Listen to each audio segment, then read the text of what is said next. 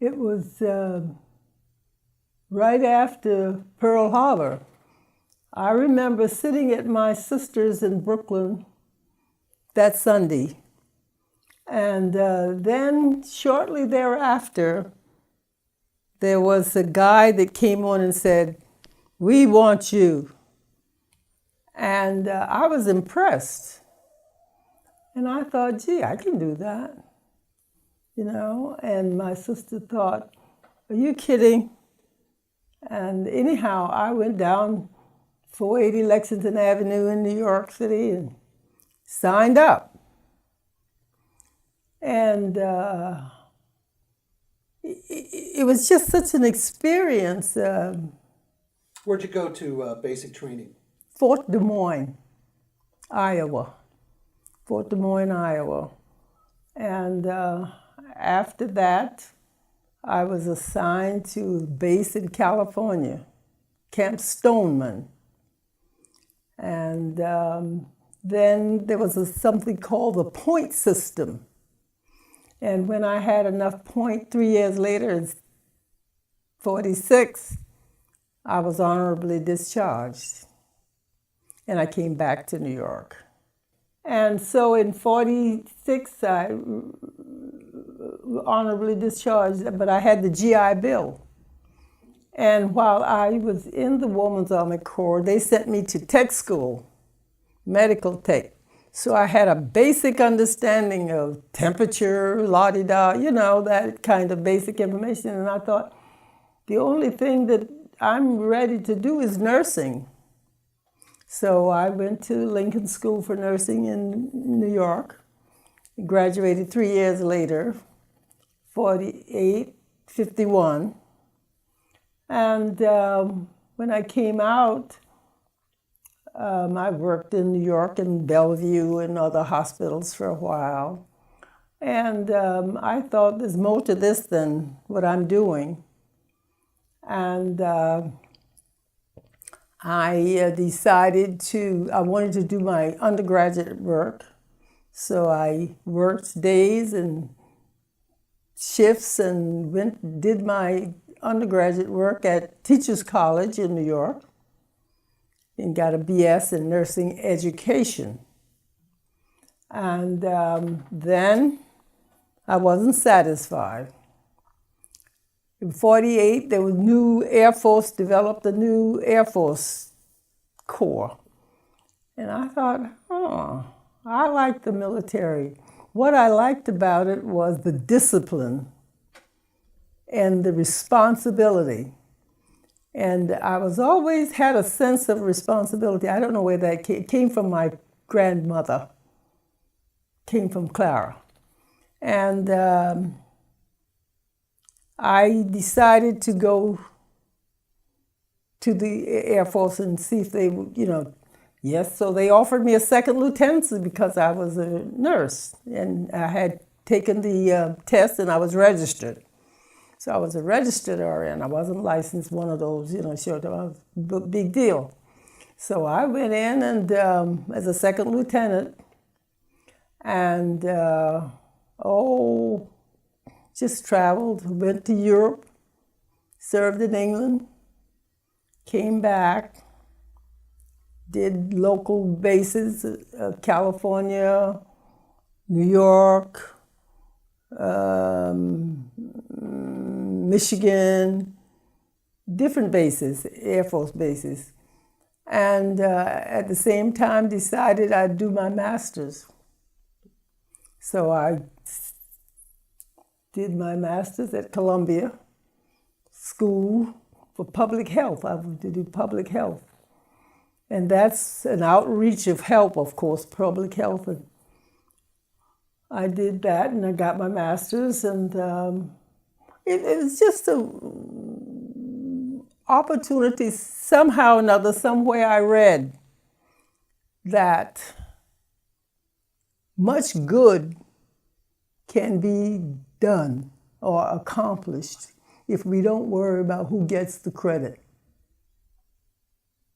I love that. It's my favorite. It's my favorite. A lot of good can be done if you don't worry about who gets the credit. well, he needs help, so let's help him. You don't have to worry about whether I'm going to be called in. That's why this is so, for me, this is so brand new. All this information and sharing and what have you, exposure and so forth. That's all very new for me. And then, since I had all this military background and this opportunity to help, that's where I landed, in the Air Force. And I stayed there for 20 years, so I retired and honorably discharged, rather, and retired in 1985. Now I'm free. I have all this understanding and knowledge and so forth. I accepted a position at Woodbine Nursing Center for a while. And then I saw the city, this was Alexandria then, and I got involved in people who were involved. And I got introduced to the Commission on Aging, and I volunteered for that and served for 12 years. And of course, that's where I ran into all these other people as I coordinated efforts of help from one to another, and we needed each other. This one has this one has that, but if we put them together, we can be very helpful. Again, we don't worry about who gets the credit. It was very inspiring. And to be exposed to him and to be that close to him, a person who was so much in history right at that time, to be very close to him and to hear it from him as opposed to reading it was very meaningful. Very meaningful, and sort of cemented the goal in terms of where do we go and what can I as a person can do to facilitate the desirable end result. Right. And I felt as if I'd accomplished something. When did you first come to Alexandria? How did you have 1979. The immunization project. I came down from New York to do that. And it was a national program, so I did visit some cities. It was an immunization program, and to impress folk with the need for immunizations, particularly children. I stayed there, did that for as long as it took. And by that time, I had purchased this condominium in 81, because they built this in 75. I came in 79, so it was about 81 when I, got that. And so then how long were you with the immunization project? How long did that last? Oh, it was you know how those projects are. 1 year or something like that, usually about a year. 60, yeah. Well, it takes a year to get it off the ground, and then a year to get the affiliates, affiliates functioning. I would say a year to wrap up, between 2 to 3 years. Alexandria Black History Museum. Oh yeah, well that was getting started. The Alexandria Black History Museum, and I'm still a member of that. So would you say that you've always had that sort of fire and strong center to yourself? I think it developed. I grew up when I grew up in South Carolina, there were two outlets, school and church, both very strong organizations, you see. So if in school and in church. I learned to reach out, to be in charge and to lead. So it was very easy for me. And then I had a strong mother and grandmother. My father died when I was a baby. So these two strong women, and I had 4 siblings. There were 5 of us.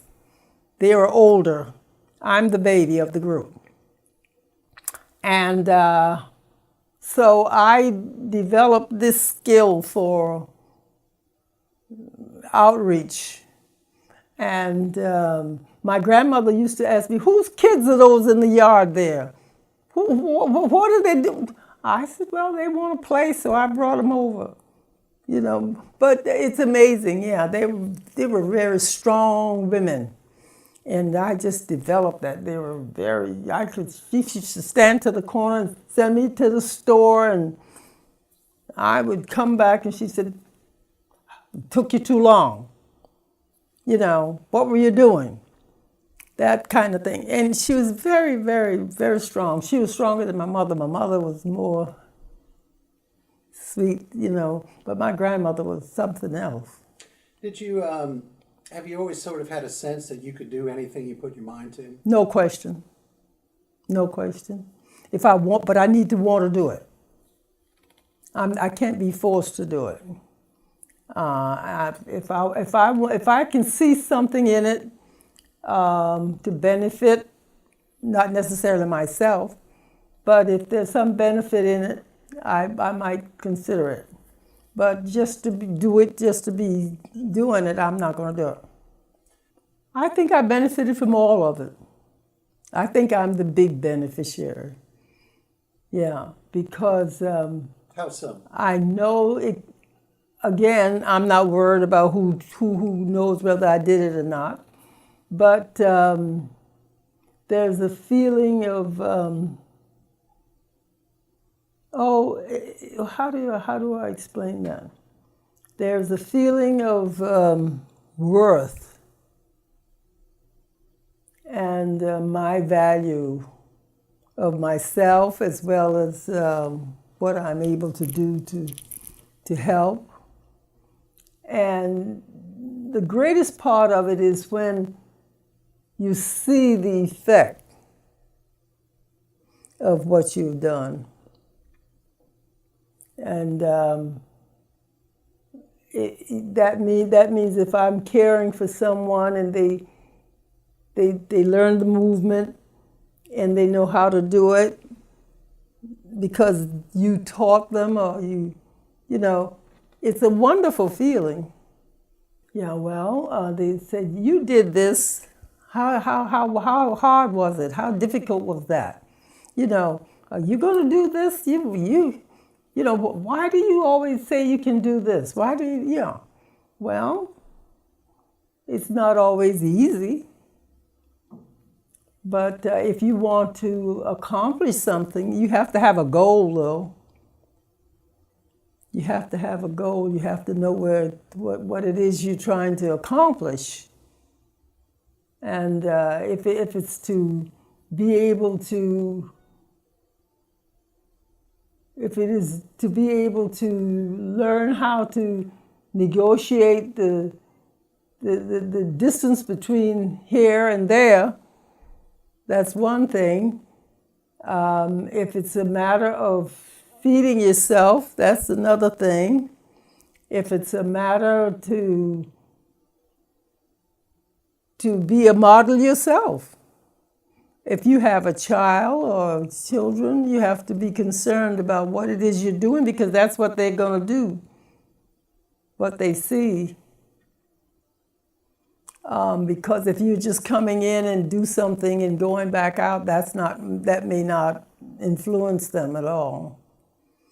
It's the one-on-one kind of relationship, that's face-to-face kind of thing, the feeling that you care, or that's the learning part. That's the part that's going to develop the relationship. Well, in the military, there is this relationship out of responsibility and respect, and it's a kind of different kind of relationship. Yeah. You're sort of, you're in charge, and the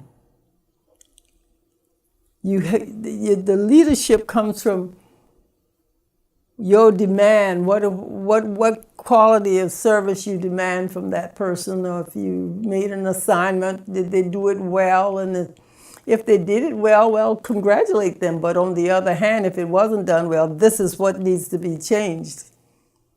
So you have to be strong as well and adamant about what needs to be done and who is supposed to do it and when and how. The responsibility, yeah. It's a nice town. I like it.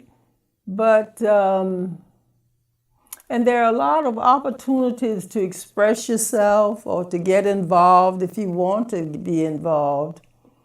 But there's not a lot of outreach that you're talking about to involve people. If you know about it and you have a relationship with somebody who takes you there, maybe that's one thing. But there don't seem to be a grassroots effort to involve people as an entity.